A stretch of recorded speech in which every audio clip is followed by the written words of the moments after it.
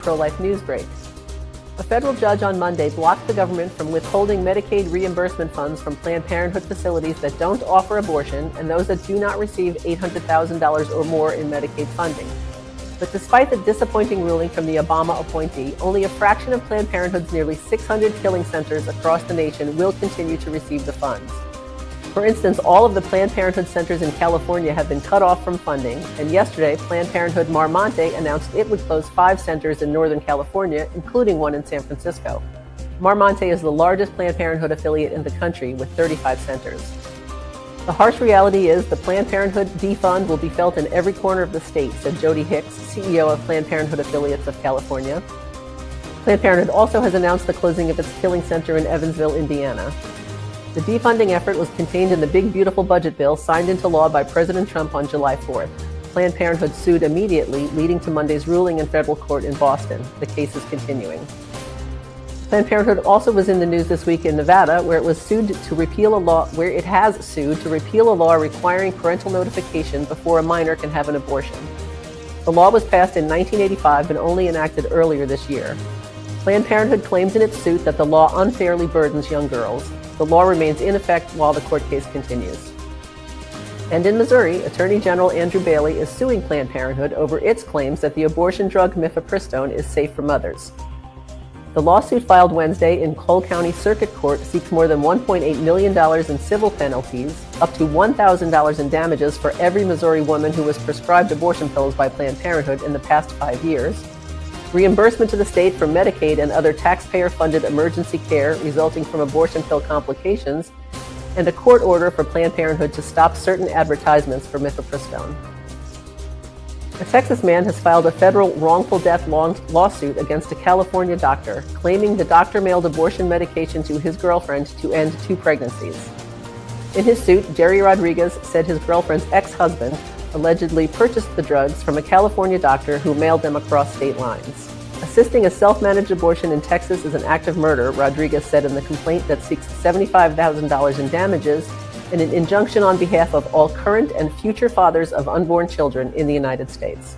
A Tennessee law that prohibits adults from giving minors information about out-of-state abortions violates the First Amendment and cannot be enforced, a federal judge ruled last week. The judge called the 2024 law impermissible viewpoint discrimination, saying it criminalizes only one side of the speech about abortion. The case is continuing. An abortion seller in New Hampshire is facing backlash after featuring popular dolls in its marketing efforts.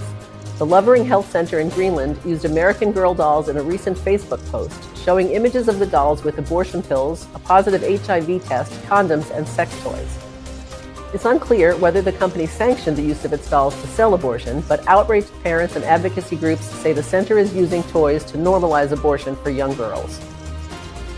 A harrowing case from Texas is shocking the nation. Authorities allege that 45-year-old Jerry Lee Martinez sexually assaulted his 17-year-old daughter for years, and after she became pregnant, he allegedly reportedly drove her across the border into New Mexico to get abortion pills. On the way home, he stopped at a Walmart in Kingsville, Texas, where the baby was apparently born alive. The baby was taken to a local hospital and later pronounced dead. Martinez faces multiple charges, including sexual assault, endangering a child, tampering, and witness obstruction. His daughter said the sexual abuse started when she was 15. Abortion advocates and their media henchmen like to say 1 in 4 American women will have an abortion in their lifetime. Pro-lifers know that figure is a gross exaggeration, and now a new poll suggests we are correct. While the results are admittedly confusing, a late June poll from YouGov found that 5% of Americans say they have had an abortion, 17% say a family member has had an abortion, and 20% say a close friend has. 9% of women say they have had an abortion.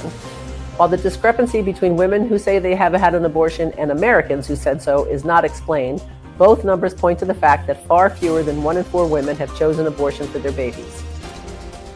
Arrests have been made in a case I reported on earlier this month about an illegal late-term abortion in South Korea. The circumstances are worse than we knew. A YouTuber who posted a video detailing what she said was an abortion at 36 weeks, the abortionist who performed it and a hospital director have been indicted on charges of murder. According to prosecutors, the baby was allegedly born alive through a C-section and later placed in a freezer where the baby died. An investigation also found that from August 2022 to July 2023, the hospital allegedly performed more than 500 illegal abortions, arranged through brokers, and earning more than $1 million. Chances are good you've read or heard news this week that a majority of Americans still believe abortion should remain legal. But here's what you might not have heard. The Associated Press poll of 1,400 adults found that the percentage of adults who think abortion should be illegal in all cases or most cases increased by 7 percentage points since June 2024. This is the highest level of pro-life sentiment since the leak of the Dobbs decision in May 2022 that led to the overturning of Roe v. Wade. This is the second major poll this summer to show an increase in pro-life sentiment. In June, Gallup released the results of its annual poll on sanctity of life issues, revealing gains in the percentage of people who identified as pro-life and those who feel abortion is morally wrong.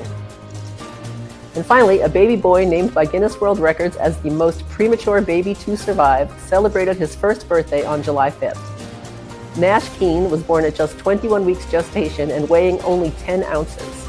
Nash was born 133 days before his due date at the University of Iowa Children's Hospital, surpassing the previous record held by Curtis Means, who was born at 21 weeks and 1 day. It's emotional in so many ways: pride, gratitude, even some grief for how different this journey has been, said Nash's mother, Molly Keene. But above all, it feels like a victory. That's some of what's making news this week. Thank you for tuning in. If you would like to keep up with our press releases and commentary, go to prolife.press. Have a safe and blessed weekend, and please remember always that life is the only choice.